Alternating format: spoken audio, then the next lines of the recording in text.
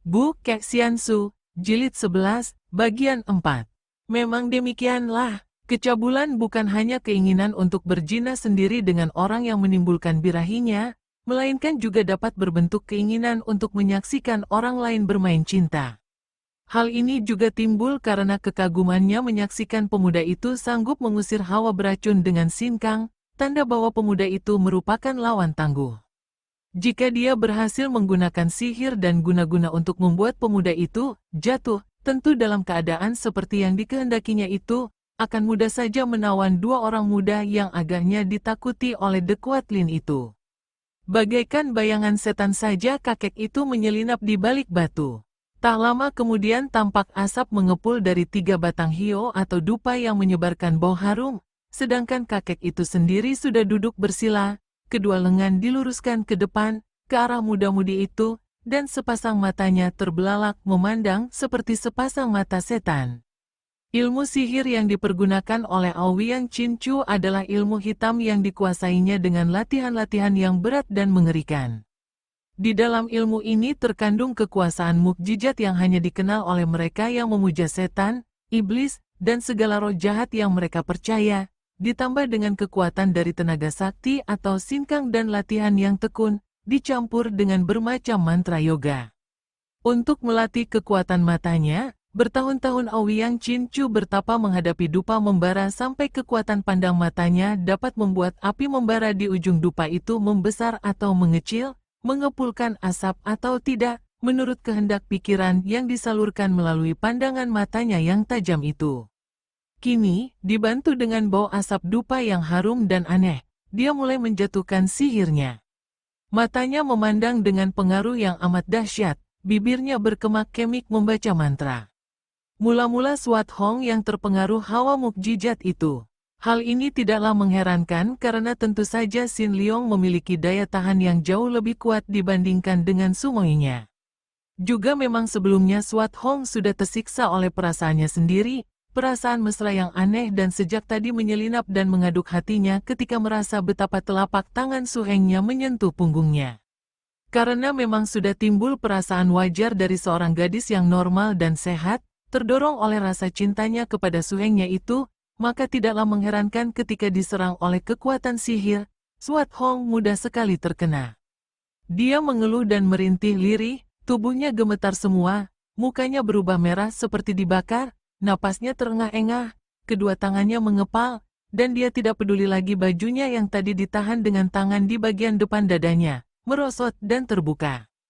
Setelah gelisah bergerak ke kanan-kiri, kemudian dia menoleh, memandang kepada Suhengnya yang masih duduk bersila dengan muka menunduk dan mata terpejam. Suheng, Swat Hong mengeluh, lalu membalikkan tubuhnya dan serta-merta merangkul leher Sin Leong sambil terengah-engah seperti orang hendak menangis. Sin Leong membuka matanya. Dapat dibayangkan betapa kagetnya ketika dia melihat bahwa sumoinya dalam keadaan setengah telanjang karena pakaian bagian atasnya terlepas setelah merangkulnya. Sumoi, dia berseru. Barulah dia merasa betapa kepalanya seketika menjadi pening, pandang matanya menjadi berkunang, dan hidungnya mencium bau yang harum dan aneh sekali. Baru sekarang terasa olehnya betapa tubuh sumoinya mendekap ketat, dan jari-jari tangannya merasakan kulit yang lunak, halus, dan hangat. Jantungnya berdebar, dan pada saat itu, dengan isak tertahan Swat Hong telah memperketat pelukannya dan menciumnya.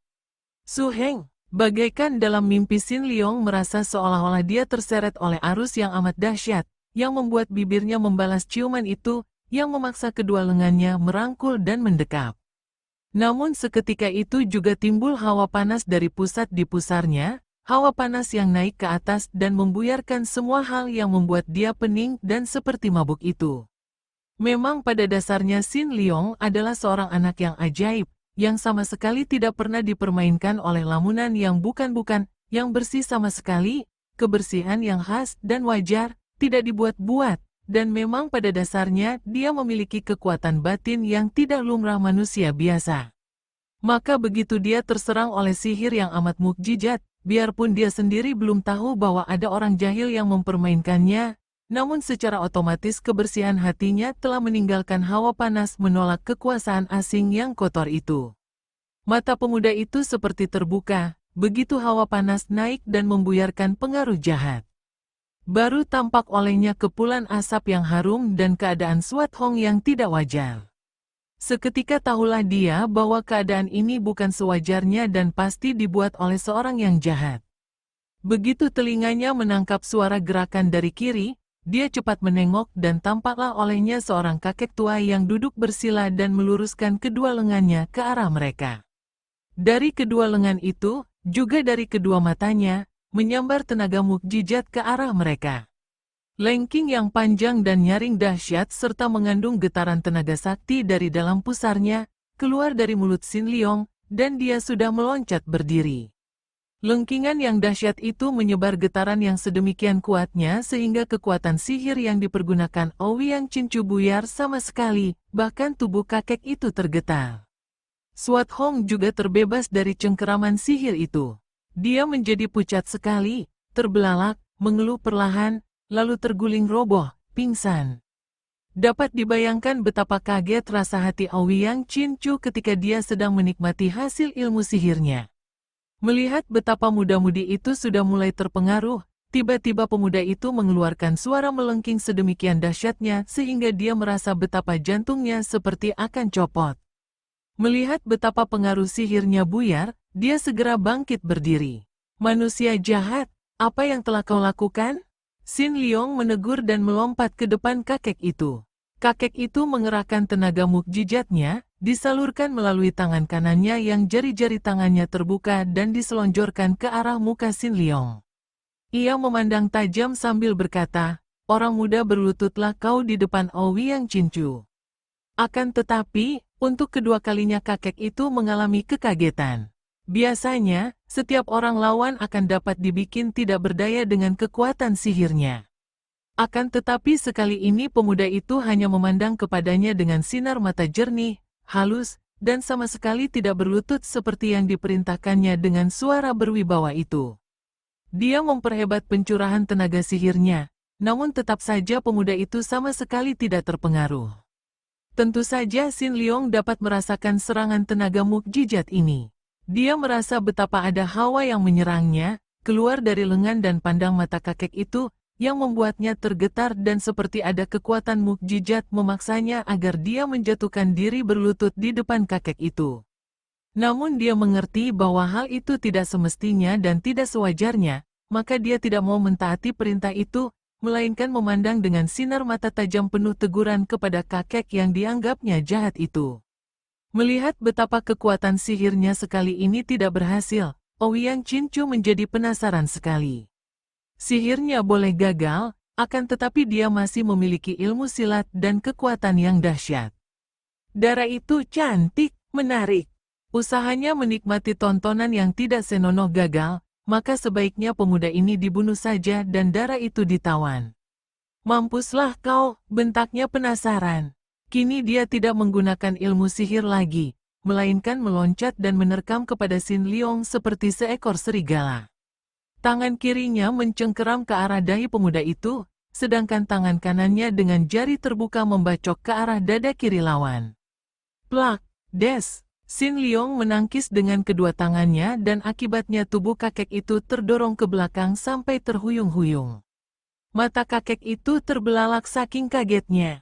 Tak disangkanya bahwa pemuda yang sanggup membuyarkan ilmu sihirnya ini juga berhasil menangkis serangan dan membuat tubuhnya terhuyung dan hampir jatuh.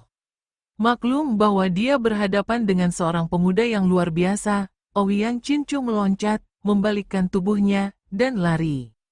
Teringat dia akan sikap takut yang tampak pada wajah bekas Ratu Pulau Es ketika mendengar akan kedatangan pemuda dan pemudi ini, dan baru sekarang dia tahu mengapa bekas ratu itu kelihatan takut-takut. Kiranya pemuda ini memang memiliki kesaktian yang amat hebat. Dia perlu mencari bantuan, karena menghadapi seorang diri saja amat berbahaya. Sin Leong yang ingin menangkap kakek itu dan mencari keterangan tentang The Quatlin, segera mengejar sambil berseru, "Orang tua jahat, kau hendak lari kemana? Tunggu, kau harus menjawab beberapa pertanyaanku." Mendengar suara Xin Liong dekat sekali di belakangnya, Ouyang Chinchu mempercepat larinya, akan tetapi dengan gerakan yang lebih cepat lagi Xin Liong terus mengejarnya.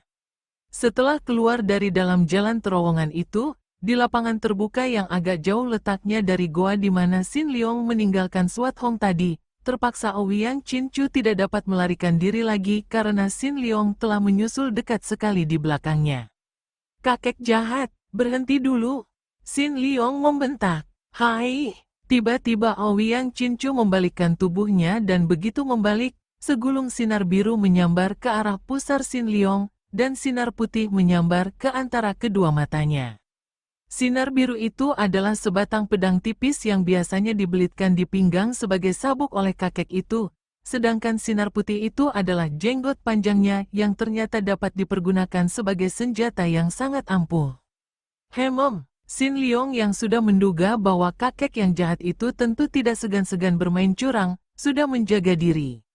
Maka begitu melihat menyambarnya sinar biru dan putih itu, cepat dia sudah mencelat ke atas.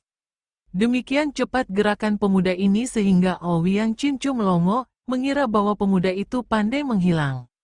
Akan tetapi gerakan angin menyambar di belakangnya membuat dia membalik, dan ternyata pemuda itu telah berada di belakangnya. Ternyata ketika mengelak tadi, pemuda itu telah mempergunakan ginkang untuk meloncat melalui atas kepalanya. Akan tetapi gerakan pemuda itu sedemikian cepatnya sehingga dia sendiri sampai hampir tidak melihatnya, hanya melihat bayangan berkelebat dan pemuda itu lenyap. Berdebar jantung kakek itu. Selama hidupnya belum pernah ia bertemu dengan lawan seperti ini. Hiao, dia mengusir rasa gentarnya. Ouyang Chinchu mulai mainkan pedangnya dengan gerakan yang amat cepat. Pedang itu berubah menjadi gulungan sinar biru dan mengeluarkan suara berdesing-desing nyaring sekali. Serangan pedang ini masih dia selingi dengan pukulan-pukulan tangan kiri dengan telapak tangan terbuka, memukulkan hawa sinkang yang amat kuat. Memang Ouyang Chinchu bukan orang sembarangan. Pertapa Himalaya ini selain pandai sihir, juga memiliki ilmu silat yang tinggi, tenaga sinkangnya amat kuat, dan pedang yang dipergunakannya adalah sebatang pedang tipis dari baja biru yang amat ampuh. Akan tetapi kali ini dia bertemu dengan batunya. Tubuh Xin Liong berkelebatan. Kemanapun pedang dan tangan kiri Ouyang Chinchu menyerang, selalu hanya bertemu dengan angin belaka. 20 jurus lebih kakek itu menyerang bertubi-tubi sampai napasnya terengah-engah. Tiba-tiba Xin Liong berseru, "Lepas pedang!" Plak! Des! Ai! Pedang itu terlepas dari tangan Ouyang Chinchu dan jatuh ke atas tanah mengeluarkan suara berdenting nyaring. Ternyata bahwa lengan kanan kakek tua itu kena ditampar oleh jari tangan Xin Liong, mendatangkan rasa nyeri yang amat hebat. Bukan hanya nyeri, akan tetapi juga hawa dingin seolah-olah menggigit daging dan urat, membuat tangan kakek itu tidak kuat lagi memegang pedang. Untung bagi Ouyang Chinchu, pada saat pedangnya terlepas itu, muncul De Kuat Lin dan Kiam Mo Chai Li. Bagaikan dua sosok bayangan setan, dua orang wanita sakti ini sudah menerjang ke depan sambil meloncat, dan terdengar suara melengking tinggi dari mulut Kiam Mo Chai Li ketika dia menyerang berbareng dengan De Kuat Lin yang juga menyerang tanpa mengeluarkan suara. Hie 3 TTT, wir wir, sing, sing, pedang payung di tangan Kiam Mo Chai Li sudah bergerak menyambar menyusul lengkingannya, juga dibarengi menyambarnya rambut panjangnya dan kuku tangan kirinya yang sekaligus menerjang dengan serangan yang amat dahsyat. Namun Xin Liong lebih memperhatikan sinar pedang merah yang menyambarnya tanpa suara itu. Dia tahu bahwa pedang Ang Bwe Kiam di tangan De Kuat Lin yang menyambar tanpa suara itu jauh lebih berbahaya daripada semua serangan Kiam Mo Chai Li yang banyak ribut itu. Xin Liong mendengus. Kaki tangannya bergerak menangkis rambut dan kuku, tubuhnya mencelat menghindari sinar merah pedang De Kuat Lin, dan ujung kakinya yang menendang pergelangan tangan Kiam Mo Chai Li berhasil menangkis tusukan pedang payung. Pada saat itu, dari belakang, menyambar sinar biru dari pedang Ouyang Chinchu yang ternyata telah menyambar pula pedangnya yang tadi terlepas dan kini ikut mengeroyok. "Ah!" Xin Liong berseru, membiarkan pedang lewat dekat sekali dengan lehernya karena dia memang sengaja berlaku lambat. Begitu pedang lewat, jari tangannya menyentil, kuku jari tangannya bertemu batang pedang biru itu. Tring! Oh, untuk kedua kalinya, pedang biru itu terlepas dari pegangan tangan Ouyang Chinchu dan kini melayang jauh dan lenyap ke dalam semak-semak. The Kuat Lin dan Kiam Mo Chai sudah menerjang lagi, akan tetapi Xin Liong meloncat jauh ke belakang, lalu berkata kepada The Kuat Lin, "Subo, tunggu dulu." Suaranya halus, akan tetapi penuh wibawa. Tanpa disadarinya sendiri, Kiam Mo Chai menghentikan gerakannya, memandang kepada pemuda itu dengan sinar mata penuh cahaya kagum. Otomatis hatinya tergerak melihat pemuda yang luar biasa ini, pemuda yang wajahnya mengeluarkan cahaya lembut, sedikit pun tidak membayangkan kekerasan dan yang memiliki sepasang mata yang aneh dan indah. "Hemem, bocah kurang ajar. Engkau masih ingat bahwa aku adalah subomu atau ibu gurumu?" bentak The Kuat Lin dengan suaranya menyindir untuk menutupi guncangan hatinya. "Subo adalah istri Suhu, mana Tecu berani kurang ajar?" Kedatangan Tecu bersama Sumoy adalah untuk memenuhi pesan Suhu. Kembali hati The Kuat Lin terguncang penuh rasa takut dan ngeri, takut kalau suaminya yang dia tahu amat sakti itu muncul di situ. Akan tetapi mendengar bahwa Xin Liong datang memenuhi pesan suaminya, hatinya lega karena hal itu berarti bahwa suaminya tidak ikut datang. Pesan apakah dari suhumu?" Xin Liong yang memang berwatak polos dan tidak suka menyembunyikan sesuatu di dalam hatinya, berkata lantang, "Subo, Suhu minta agar supaya semua pusaka Pulau Es yang Subo bawa pergi, diserahkan kembali kepada Tecu untuk Tecu kembalikan ke Pulau Es." Mendengar permintaan ini, tanpa menjawab lagi The Kuat Lin lalu menggerakkan pedangnya dan mengirim serangan langsung yang amat dahsyat. Gerakannya memang cekatan sekali. Pedangnya hanya tampak sebagai sinar merah yang meluncur seperti panah api menuju ke arah tubuh Xin Liong. Pemuda ini kembali mencelat ke belakang, berjungkir balik, dan berdiri dengan tenang. "Subo harap dengarkan permintaan Tecu. Pusaka-pusaka itu tidak boleh dibawa keluar dari Pulau Es. Tecu tidak suka melawan Subo, akan tetapi kalau Subo tidak mengembalikan pusaka-pusaka itu, terpaksa Tecu." "Hei, mampuslah," bentak The Kuat Lin dan tubuhnya sudah melayang ke depan dengan cepat seperti seekor burung Garuda terbang menyambar, didahului oleh sinar merah pedang Ang Bwe Kiam di tangannya. Terpaksa Xin Liong mengelak sambil membalas dengan totokan tangan kirinya menuju ke pergelangan tangan yang memegang pedang. Namun bekas ibu gurunya itu dengan cepat telah menarik kembali pedangnya dan melanjutkan serangannya secara bertubi-tubi dengan jurus-jurus pilihan dari Enjio Heng Kiam Sut. Ilmu pedang yang dimainkan oleh The Kuat Lin ini hebat bukan main karena diperkuat dengan latihan-latihannya di Pulau Es di bawah bimbingan suaminya, Han Tiong yang sakti. Juga berkat latihan sinkangnya di Pulau Dingin itu, tenaga yang menggerakkan pedang itu pun amat luar biasa sehingga Ang Bwe Kiam menyambar-nyambar dengan hawa dingin yang menyusup tulang lawannya biarpun tubuh belum sampai tercium pedang. Tubuh Xin Liong lenyap dan yang tampak hanya bayangannya saja berkelebatan di antara dua sinar pedang yang bergulung-gulung mengurung dirinya. Pemuda itu terpaksa mengerahkan seluruh keringanan tubuhnya untuk mengelak dan berloncatan ke sana-sini, kemudian mempercepat lagi gerakannya ketika Kiam Mo Chai sudah menerjang juga dengan kemarahan meluap karena kejatuhannya tadi dianggapnya amat memalukan. Tiga orang yang memiliki ilmu kepandaian tinggi sekali, ketiganya memegang senjata-senjata pusaka ampuh, mengeroyok Xin Liong dengan mati-matian. Bukan main hebatnya pertandingan mati-matian itu. Sekali ini, baru sekali inilah, Xin Liong benar-benar diuji semua hasil jerih payahnya mempelajari ilmu silat tinggi di Pulau Es. Diuji hasil warisan hampir seluruh ilmu kepandaian Raja Pulau Es Han Tiong yang telah dikuasainya secara matang. Dengan tangan kosong saja dia menghadapi serbuan maut yang dilancarkan secara bertubi-tubi oleh tiga orang lawan yang sakti itu. Dengan tingkat kepandaian Xin Liong yang sudah luar biasa tingginya, sukar lagi diukur sampai di mana tingkatnya, dengan mudah dia dapat mengikuti semua gerakan tiga orang lawannya, dan karena itu dia dapat menghindarkan diri dari semua serangan. Dengan ilmunya mengenal semua dasar gerakan ilmu silat yang dipelajarinya dari kitab kuno Intisari Gerakan Silat, sekali pandang saja dia dapat mengetahui perkembangan gerakan lawan dan bahkan dengan mudah dapat menirunya. Akan tetapi ada dua hal penting yang membuat dia repot juga menghadapi pengeroyokan tiga orang lihai itu. Pertama, Harus diakui bahwa biarpun tingkat ilmu silatnya lebih tinggi dan dia memiliki dasar lebih kuat dan lebih bersih sehingga sinkangnya kuat sekali, namun dia kalah matang dalam latihan. Usianya masih terlalu muda, dia belum mengalami banyak pertandingan, apalagi melawan orang-orang yang ahli, tidak seperti 3 orang pengeroyoknya yang telah mempunyai pengalaman banyak sekali dalam pertandingan silat. Hal kedua merupakan kenyataan yang paling hebat. Sin Leong memiliki dasar watak yang halus budi dan penuh belas kasihan.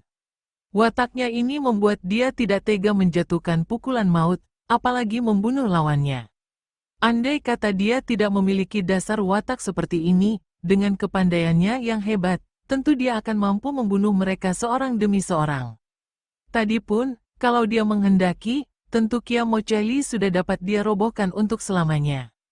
Kini menghadapi 3 orang lawan yang mengeroyoknya dan yang berusaha sungguh-sungguh untuk membunuhnya, Sin Leong menjadi repot juga. Apalagi dia hanya mengelak, menangkis, dan kadang-kadang membalas serangan dengan gerakan yang diperlambat dan diperlunak karena takut kalau salah tangan membunuh orang. Dengan demikian, dia lebih banyak diserang daripada balas menyerang. 100 jurus telah lewat, dan pemuda yang luar biasa ini belum juga dapat dikalahkan oleh para pengeroyoknya. Hal ini membuat mereka bertiga menjadi penasaran, marah, dan malu sekali.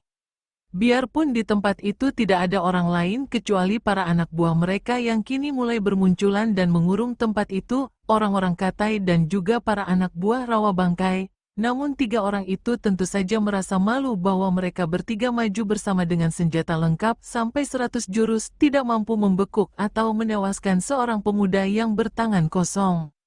De Kuat Lin selama ini merasa bahwa dia tidak menemukan tandingan. Biarpun tahu betapa lihainya murid bekas suaminya ini, namun dia telah dibantu oleh 2 orang pandai dan belum juga dapat menang, maka dia merasa penasaran sekali. Kia Mo Chai yang selama ini terkenal sebagai datuk kaum sesat yang lihai, selama hidupnya baru sekali ini dia mengeroyok seorang pemuda dengan 2 orang teman yang kepandaiannya lebih tinggi dari dia sendiri, maka dia pun penasaran. Terutama sekali Ouyang Chin-chu. Sebelum ini sukar membayangkan bahwa dia, yang memiliki ilmu-ilmu luar biasa, akan mengeroyok seorang pemuda seperti itu. Hal ini benar-benar menyakitkan hati dan menghancurkan kebanggaan hati mereka akan ilmu kepandaian mereka masing-masing yang sudah terkenal di dunia Kangou. Pemuda setan, mampuslah! Ouyang Chin-chu berteriak keras. Pedang birunya untuk kesekian kalinya menyambar ganas ke arah leher Sin Leong, sedangkan tangan kirinya mencengkeram ke arah perut. Pada saat itu, Sin Leong baru saja menyingkirkan pedang di tangan De Kuat Lin yang menyambar kakinya dengan cara menendang pergelangan tangan bekas ibu gurunya itu, sehingga De Kuat Lin terpaksa menarik kembali pedangnya dan meloncat ke samping. Hiat! Kia Mo Chai yang sudah memuncak kemarahannya itu pun membarengi serangan Ouyang Chin-chu dari belakang. Kukunya mencengkeram ke arah punggung Sin Leong, sedangkan pedang payungnya berputar-putar mengancam tengkuk. Dalam detik berbahaya itu Sin Leong maklum akan datangnya ancaman maut dari depan dan belakang. Tiba-tiba dia berteriak, tubuhnya melesat ke atas, dan tak dapat dicegah lagi, pedang payung bertemu dengan pedang biru. Kring! Pada saat itulah Sin Leong yang mencelat ke atas itu bergerak cepat bukan main. Tubuhnya sudah berjungkir balik, menukik turun, dan kedua tangannya menyambar seperti sepasang Garuda. Plak! Plak! Ouyang Chin-chu dan Kia Mo Chai mengeluh. Kakek itu terhuyung dan memuntahkan darah segar, sedangkan Kia Mo Chai terguling-guling, kemudian meloncat berdiri dengan muka pucat. Baju di pundak kedua orang sakti ini robek terkena tamparan tangan Sin Leong. Orang muda, lihat ini, tiba-tiba Ouyang Chin-chu berseru aneh sekali. Pedang birunya diputar-putar sehingga merupakan sinar biru bergulung-gulung di depannya. Sin Leong mengira bahwa kakek itu akan menyerangnya atau akan menggunakan senjata rahasia, maka dia memandang penuh perhatian. Terkejutlah dia ketika sekali memandang, berarti selanjutnya menuruti kata-kata kakek itu. Dia merasa betapa pandang matanya sukar dialihkan lagi dari gulungan sinar biru itu. Orang muda, engkau telah lelah, mengasolah, duduklah kau. Kembali suara kakek itu mendengung dengan aneh dan mendatangkan pengaruh yang ajaib.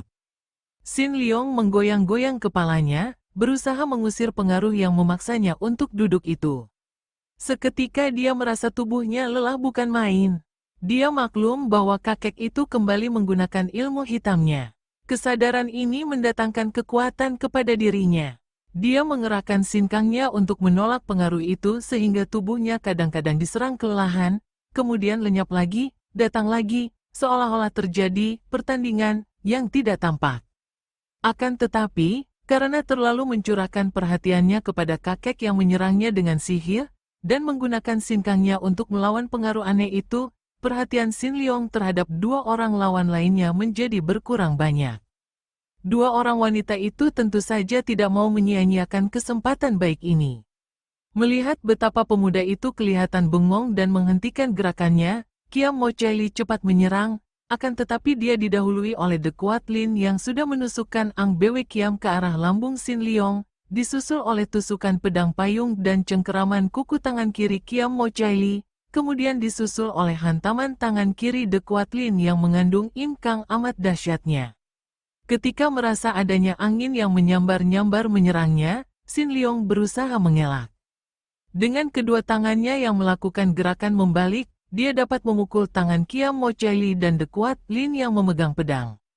Gerakannya ini hebat bukan main sehingga kedua wanita itu memekik dan pedang mereka terlepas dari pegangan.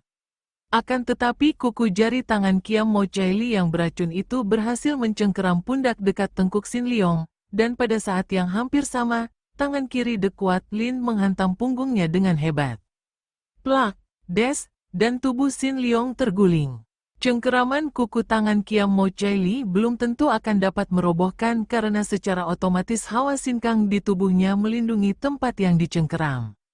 Akan tetapi hantaman tangan kiri The Kuat Lin yang mengandung tenaga Im Kang yang dingin itu terlalu keras bagi Xin Liong yang pada saat itu sedang mencurahkan tenaga melawan sihir Ouyang Cincu. Dia masih terlindung oleh sinkangnya yang otomatis, sehingga tidak mengalami luka dalam yang terlalu parah. Akan tetapi guncangan yang hebat akibat pukulan itu membuat dia pingsan. Melihat pemuda yang membuatnya malu dan penasaran itu sudah roboh pingsan, dengan gemasnya Ouyang Cincu meloncat dekat, mengangkat tangan kirinya menghantam ke arah ubun-ubun kepala Xin Liong untuk membunuhnya. Wut, plakek, Kiam Mo Chai, mengapa kau menangkis dan melindunginya? Ouyang Cincu membentak kaget dan melotot memandang kepada kekasih barunya ini. Kiam Mo Chai tersenyum penuh arti. Matanya yang indah itu memandang dengan lirikan yang memikat. Sayang sekali kalau dibunuh begitu saja, katanya sambil mengusap dagu Xin Liong yang masih pingsan.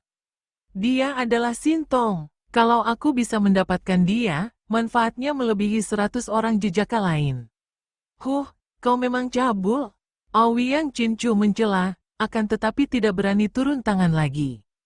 Tidak. Dia harus dibunuh. Kalau dibiarkan hidup berbahaya sekali, akan tetapi juga jangan sampai ada bekasnya, jangan sampai ada yang tahu bahwa kita yang membunuhnya. Kita lempar dia di sumur ular, juga gadis itu. Mereka berdua harus mati, akan tetapi tidak boleh meninggalkan jejak. Ya, gadis itu. Ouyang Cincu yang teringat kepada gadis berpunggung putih mulus itu segera berlari ke dalam goa terowongan untuk mencari Swat Hong. Tentu saja dia tidak akan membunuh gadis itu begitu saja sebelum melakukan kecabulan yang sama seperti yang berada di dalam benak Kiam Mo Chai. Akan tetapi tak lama kemudian dia kembali dengan muka berubah. Dia tidak ada. Apa? The Kuat Lin berseru dengan muka pucat. Kalau begitu, lekas kita lemparkan dia ini ke sumur ular, kemudian cari gadis itu sampai dapat. The Kuat Lin sendiri menggotong tubuh Xin Liong yang masih pingsan itu dan beramai mereka menuju ke sebuah sumur di dalam goa terowongan. Sumur ini lebarnya hanya 1,5 meter, namun dalamnya sukar diukur karena amat gelap. Dari atas orang dapat menangkap suara mendesis-desis karena sumur itu penuh dengan ular-ular berbisa. Hawa yang memuakkan dapat tercium dari atas, bau yang harum aneh bercampur amis.